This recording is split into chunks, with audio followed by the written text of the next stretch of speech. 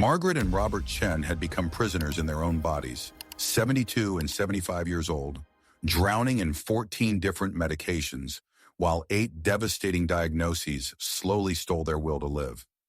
The real enemy wasn't just their failing health, but a medical system that offered them nothing but more pills, more side effects, and the cold acceptance that this slow decline was simply normal for their age. Then their 78-year-old neighbor Dorothy knocked on their door, transformed beyond recognition, carrying a simple jar that would challenge everything their doctors had told them about aging and disease. But just wait until you hear how this shocking natural remedy turned their nightmare into a miracle, and why even their skeptical doctor couldn't deny the laboratory results that proved their bodies remembered how to heal. Margaret Chen clutched the pill bottle against her chest, her knuckles white. 72 years old, and here she sat in Dr. Harrison's office for the 3rd time this month. The plastic container felt impossibly heavy, weighted down by everything it represented. The morning had started like all the others. She'd woken at 4 a.m., her knee joints screaming with pain so intense it brought tears before she even opened her eyes. Walking used to be her joy, those peaceful morning strolls through the neighborhood. Now even 10 steps from bedroom to bathroom felt like climbing a mountain. Sleep had become a distant memory. Every 2 hours, something woke her. Throbbing joints, racing heart, anxiety gripping her chest. She'd lie in darkness, listening to Robert's labored breathing, counting hours until dawn.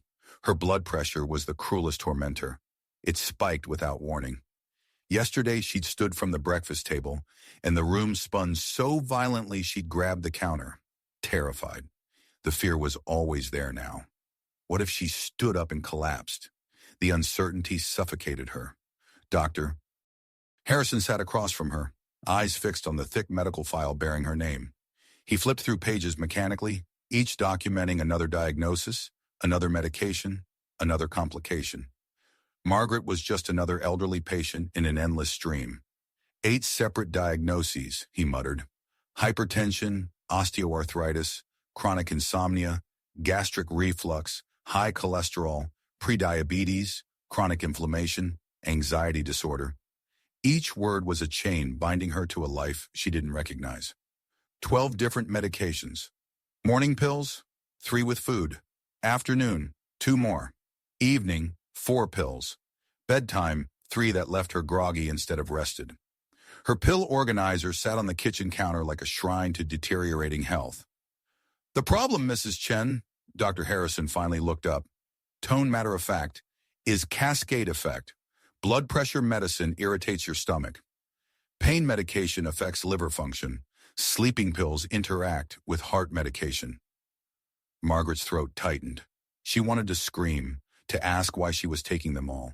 But she knew, without them, everything would be worse. Or so they said. I'm adding a proton pump inhibitor for your stomach, he said, already writing.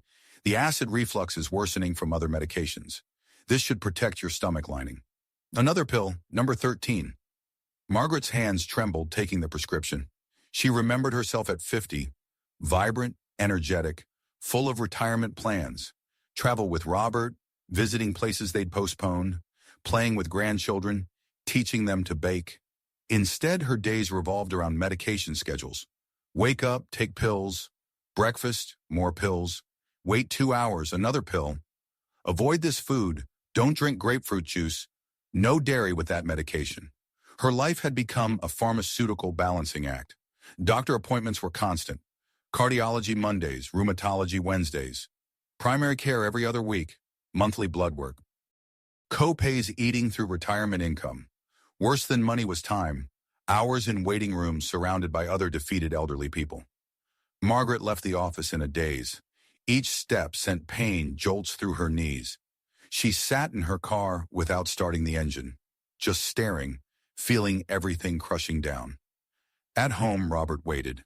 She saw him through the kitchen window, motionless at the table. That posture made her heart sink. She knew that empty, hollow look of someone who'd received bad news.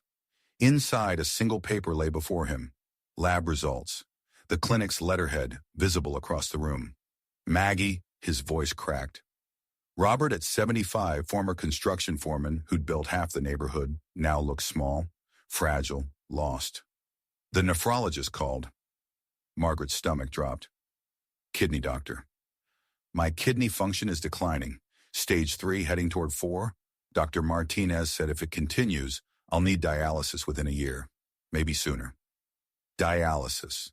The word hung like a death sentence. Margaret had seen what it did. Her aunt's last 3 years, hooked to a machine 3 times weekly, 4 hours each time. It had consumed her life, drained her spirit. She sat across from Robert in chairs they'd bought 40 years ago, when everything was new and possible.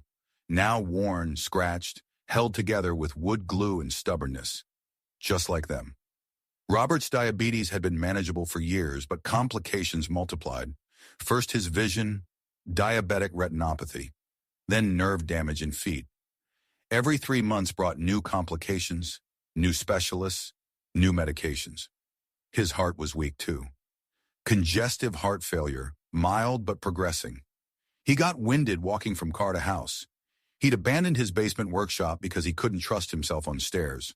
Their bathroom had transformed into a pharmacy, 2 overflowing medicine cabinets. Pill bottles lined the counter, orange plastic with white caps, each label reminding them of failing organs and weakening systems. Last weekend, granddaughter Emma visited. Sweet 19-year-old Emma, full of life. She'd opened the refrigerator looking for snacks. Margaret watched her face change, seeing the contents. Rows of refrigerated medications, insulin pens, wilted vegetables, expired yogurt. Food pushed aside for medical supplies. "Grandma," Emma had said lightly, "you have more pills than food in here?" She'd laughed, but Margaret saw the concern, the worry, the fear. Margaret tried to smile, but her face wouldn't cooperate. Her lips trembled, and she turned away so Emma wouldn't see tears. That moment haunted Margaret all week. Was this what they'd become to family? A cautionary tale? A burden? They'd always been the strong ones, the helpers. Now they needed help, and it was breaking something fundamental inside. "I'm tired, Maggie," Robert whispered. "So tired of fighting. Every morning I wake up and think, what's the point? Another day of pills, doctors saying something else is failing, feeling my body betray me." His hands shook on the table. "I wake up asking, is this it? Taking medication and waiting to see what breaks next? Kidneys today? Heart tomorrow? Liver? When does it end?" Margaret took his rough, calloused hands in hers. Hands that had been young and strong, that held her on their wedding day, cradled their newborn daughter, built their dreams. She wanted to say something comforting, hopeful, but words wouldn't come. She felt exactly the same. The exhaustion wasn't just physical, it was existential. She was tired of hoping tomorrow would be better when every tomorrow brought new pain, new limitations, new losses. They sat in silence. 2 people who'd loved each other 50 years, now united in quiet desperation. Afternoon sun streamed through the window. Outside, children laughed. A dog barked. Life continued for others. But in that kitchen, time stopped. Margaret and Robert had reached a breaking point neither wanted to acknowledge. They hadn't given up, not quite, but they teetered on surrender's edge, wondering if fighting was worth it anymore, or if they should accept this slow decline as their reality until the end. The following weeks became a nightmare that consumed them both. Sleep abandoned Margaret completely. Not broken sleep, no sleep at all. She'd lie in bed from 10 p.m. until 6 a.m., eyes open, staring at darkness.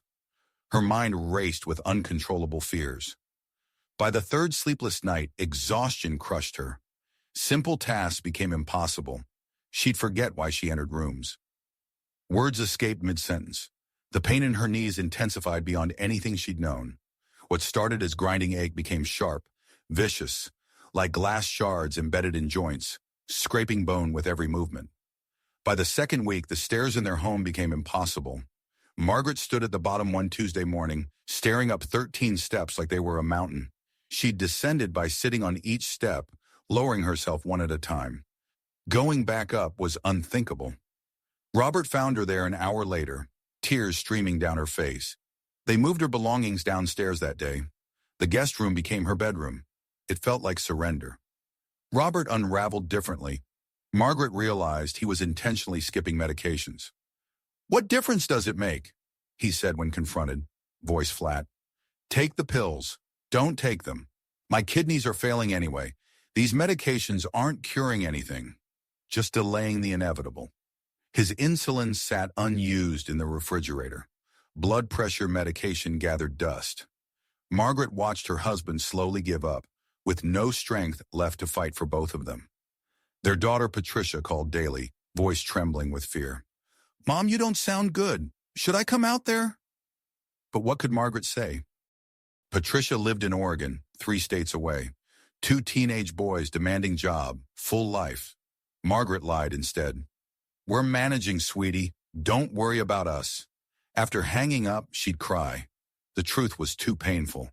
They were drowning with no rescue coming. The house deteriorated with them. Dishes piled up. Laundry overflowed. Dust gathered everywhere. Robert's beloved yard grew wild. Bills sat unopened because dealing with them required focus neither possessed. One night past 2 a.m., Margaret woke to a sound that didn't belong. Light beneath the bathroom door. Then she heard it. Deep, body-shaking sobs. Robert had turned on the fan and faucet trying to muffle the sound, but she heard anyway. Her heart cracked. In 50 years of marriage, she'd never heard Robert cry like this. She pushed herself up, ignoring screaming knees. Used the wall for support to reach the bathroom. The door wasn't locked. Robert sat on the tub edge, face in hands, shoulders heaving. He looked up when she entered, utterly shattered. "I didn't want you to see me like this," he choked out.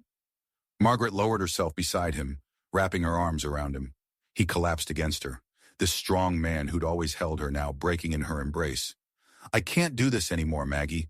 I don't want you watching me waste away piece by piece. I don't want to be a burden." His body shook. "Every morning I wake up and have to convince myself to get out of bed. Lately I can't find a reason. What am I getting up for? More pills that don't work? Another doctor adding medications? Another test showing something else failing?" He looked at her, face wet with tears. "I'm 75 and feel 90. I can't garden. Can't fix things. Can't walk to the mailbox without getting winded. What's left of me that's worth keeping alive?" Margaret had no answer. Sitting there at 2 a.m., she realized they'd crossed a line.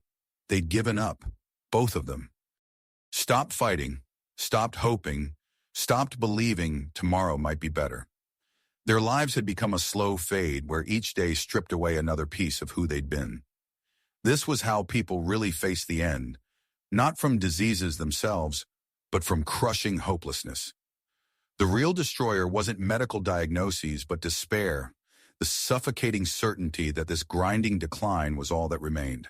They sat together over an hour, holding each other, crying, not offering false hope. Just 2 people acknowledging the unbearable truth of where they had arrived.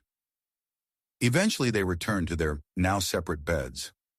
Margaret lay in the unfamiliar guest room, staring at unfamiliar shadows, feeling more alone than ever in her life. Morning arrived with cruel indifference. Around 10 o'clock, someone knocked. Margaret dragged herself to the door, gripping furniture edges, each movement calculated. The 30-foot journey took 5 minutes. Through the window, she saw Dorothy Williams from 3 houses down. 78-year-old Dorothy, who'd been in worse shape than Margaret herself. Margaret opened the door, preparing to see a fellow sufferer who'd understand the same defeated expression. Instead, the woman on her porch looked transformed. Dorothy stood straight, shoulders back. Her eyes were clear and bright. Her skin had color, vitality. She wore comfortable clothes and sneakers, looking like she'd just returned from an actual walk. Not the painful shuffle of the elderly, but a real walk taken for pleasure. "Dorothy?" Margaret's voice came out shocked. 3 months ago, Dorothy had used a walker, moving inch by painful inch, stopping constantly to breathe. She'd had that hollow look Margaret now knew well, the look of someone imprisoned by their body. Dorothy smiled, genuinely, not forced over pain. "I know what you're thinking," Dorothy said gently, voice steady and strong. "You're wondering if I'm really the same person struggling 3 months ago." Margaret stared, speechless. This couldn't be the same woman. "May I come in, Maggie? I need to tell you something. Something I wish someone had told me 3 months ago." Dorothy's eyes held certainty and compassion. "It might just save your life. It saved mine. Margaret stepped aside, watching Dorothy walk in with easy, confident steps. No shuffling, no gripping furniture, no stopping to rest. "Sit down, please," Dorothy said with concern. "You look about to fall over." Margaret lowered herself onto the couch, mind reeling. Dorothy sat across from her, and Margaret noticed more. The clarity in her eyes, how she sat without wincing, the absence of that gray pallor marking the chronically ill. "3 months ago, I was where you are now, maybe worse. I'd given up completely, Maggie." Dorothy leaned forward. "I'm about to tell you something that sounds impossible, but I need you to really listen, because what happened to me can happen to you too." Dorothy settled across from Margaret and Robert, radiating energy that seemed foreign in their house of shadows. Her eyes held vitality that made Margaret's chest ache. This was what being alive looked like. Robert shuffled downstairs, staring at Dorothy with confusion. This couldn't be the same woman they'd watched deteriorating month after month. Dorothy withdrew a small glass jar from her purse, golden brown mixture that caught the light. She set it on the table. 3 months ago. Do you remember?" Margaret's memory crystallized. "The ambulance. We thought—" July. Dorothy collapsed in her garden, fallen face first into dirt. Paramedics worked over her. Neighbors thought she'd never come home. "I remember thinking, this is how it ends," Dorothy said quietly. "They admitted me with 8 diagnoses: high blood pressure, diabetes, arthritis, digestive issues, insomnia, cholesterol, heart arrhythmia, chronic inflammation. Gave me 14 prescriptions. Suggested assisted living." "What changed?" Robert leaned forward. "My grandson Tommy, studying nutrition. He said, well, there has to be another way." She touched the jar. "Tommy researched for 3 days. Came back with this specific combination." Dorothy unscrewed the lid, releasing warm aroma. Fresh ginger, turmeric, raw honey, lemon juice, Ceylon cinnamon. Together they target inflammation, blood sugar, circulation, digestion, immune function. 1 tablespoon every evening in warm water, 6 weeks before judging. The first week? Hardest. Convinced nothing would work. For 9 days, same pain, exhaustion, hopelessness. She paused. Day 10, Thursday. I woke up different. No dizziness for the first time in over a year. 3 days later, joint pain decreased. Could make a fist without crying. By month's end, I slept through nights. Real sleep. Digestion improved dramatically. She stood with fluid ease. Watch this. Dorothy did 5 perfect squats in Margaret's kitchen, breathing steady. Margaret gasped. 3 months ago, Dorothy couldn't stand from a chair without help. This isn't magic. It's giving your body tools to heal. Ginger, anti-inflammatory. Turmeric, effective as some prescriptions. Honey, immune support. Lemon, absorption. Cinnamon, blood sugar regulation. She pulled out paper. The exact recipe. Proportions matter. Inch of ginger, grated. Teaspoon turmeric. 2 tablespoons raw honey. Half lemon juice. 1/4 teaspoon Ceylon cinnamon. Mix, refrigerate. Keeps a week. Margaret took the paper, trembling. My doctor ran blood work 3 times. Couldn't believe it. Inflammation dropped 70%. Blood sugar normalized.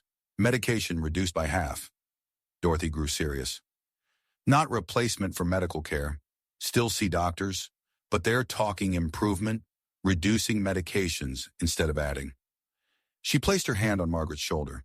3 months ago, I was ready to give up. That mixture isn't just ingredients. It's hope.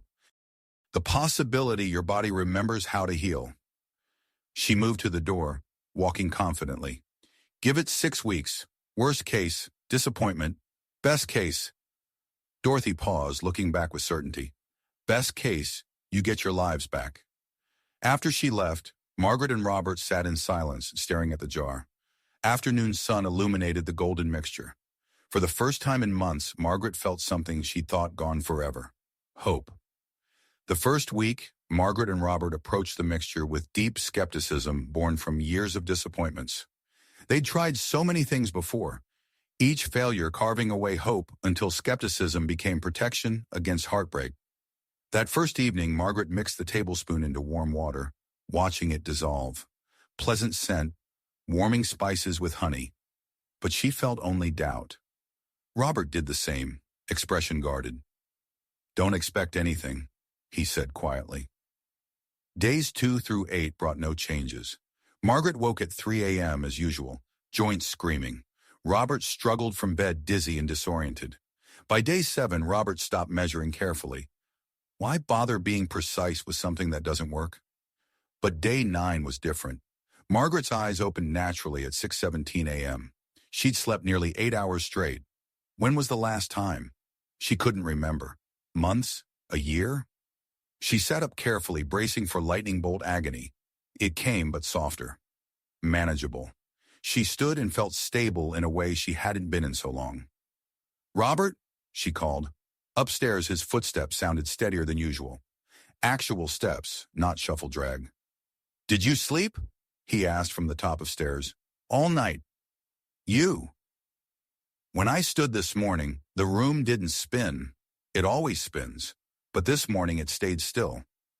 They stared at each other, neither wanting to jinx it. This could be coincidence, a random good day. "Let's see what happens tomorrow," Margaret said. Days 10 through 13 confirmed it. Each morning brought the same quiet miracle. Manageable pain, solid sleep, stability. By week 2's end, changes became undeniable. Margaret stood at the bottom of the stairs, the same stairs that had defeated her completely. She gripped the railing and lifted her foot to the first step, then second, third. Robert watched from below, hand outstretched, face mixing hope and terror. Fourth step, fifth, halfway, eighth, ninth, 13th. She stood at the top and burst into tears. Not pain or defeat, but victory. "I did it!" she called down. "Robert, I did it!" That morning, Robert checked his blood sugar. The number made him test again, then a third time. 112. For 2 years, his mornings had been 180s, sometimes over 200. His doctor had started talking insulin injections, but today, 112. Completely normal. They were afraid to believe, afraid this was temporary before returning to cruel normal. But days kept coming, and improvements compounded. Week 3, Margaret walked to the mailbox without planning recovery. Robert bent to tie shoes without sitting. Small victories that felt like miracles. Week 4 brought profound changes. Margaret's arthritic hands began loosening. She could button shirts, open jars, write without cramping. Robert's energy returned. He started days tired but not exhausted. By afternoon, instead of 3-hour naps, he felt alert enough to do tasks. 1 month later, they had scheduled checkups. Margaret sat in Dr. Harrison's exam room. The nurse had taken blood pressure 3 times, not believing the readings. Dr. Harrison entered reviewing lab work. He sat without greeting, scanning results. His expression shifted through confusion, skepticism, shock. He looked at Margaret, then papers, then up again. "Mrs. Chen," he finally said, "what did you do?" Margaret told the truth. "A neighbor gave us a natural mixture. Ginger, turmeric, honey, lemon, cinnamon. We've been taking it every evening for 4 weeks. Dr. Harrison shook his head in disbelief. "Your blood pressure is 128 over 82. A month ago, 168 over 98 despite maximum medication. Your inflammatory markers dropped from 8, 2 to 2, 4, 70% reduction." He flipped pages. "Kidney function improved. GFR went from 54 to 68. That doesn't happen. Kidney function doesn't improve at your age." He paused. "Your pain scale, last month you rated 8 out of 10. Today you wrote 3. Dr. Harrison leaned back, running his hand through hair. "I can't officially recommend this. I can't endorse unproven treatments." He looked directly at her. "But I can't ignore these results. Whatever you're doing, it's working. Keep doing it. We'll monitor, and if improvements continue, we'll discuss reducing medications." Robert's appointment brought identical shock and improved numbers. By week 7, their lives had transformed impossibly. New morning routine, wake naturally at 6:30, rested. Robert made coffee while Margaret prepared breakfast. Then they'd walk together to the park, 20 minutes each way. Unthinkable 2 months ago. Robert returned to his garden, the space he'd abandoned. Started small, clearing weeds, pruning bushes. Each day he did more.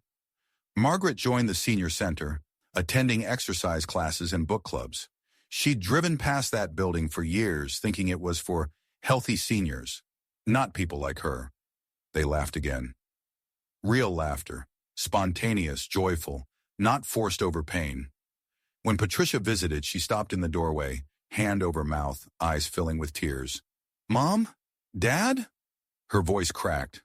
Margaret and Robert stood together in their kitchen, both upright, both smiling genuinely. So different from the broken couple Patricia had last seen. Patricia rushed to them, wrapping both in her arms, sobbing. "You're back. My parents are back." The 8 diagnoses didn't vanish completely in 7 weeks. Margaret's arthritis still flared on cold days. Robert still took some medications, but something fundamental had shifted. They weren't just surviving anymore. They were living. That evening, sitting on their porch watching the sunset paint the sky orange and pink, Robert took Margaret's hand, the same hand he'd held for 50 years, now steadier, warmer, more present. "You know what the most important thing is," he said softly. "Not that the pain is less. It's that I want to wake up tomorrow. I actually want to see what tomorrow brings." Margaret nodded, tears of joy streaming down her face. They hadn't found a miracle. They'd found something more valuable, the understanding that their bodies could heal if given the right support. They'd found a second chance to live their remaining years not as patients waiting for the end, but as people embracing each day. Dorothy was right. Sometimes the answer isn't in hospitals or prescription bottles. Sometimes it's in nature, in the wisdom humanity has known for thousands of years. The body remembers how to heal itself. It just needs to be reminded.